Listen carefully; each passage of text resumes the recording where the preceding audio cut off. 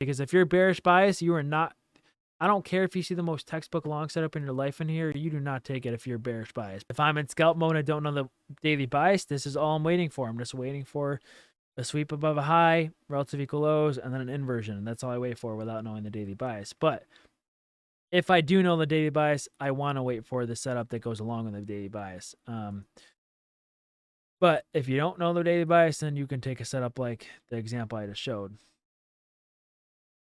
All right, so again, I draw the really obvious fair value gaps. I now know the bias.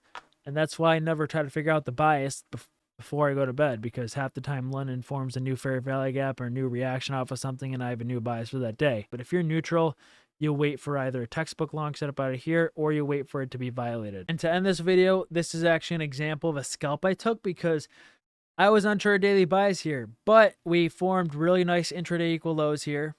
Okay, we formed nice intraday equal lows.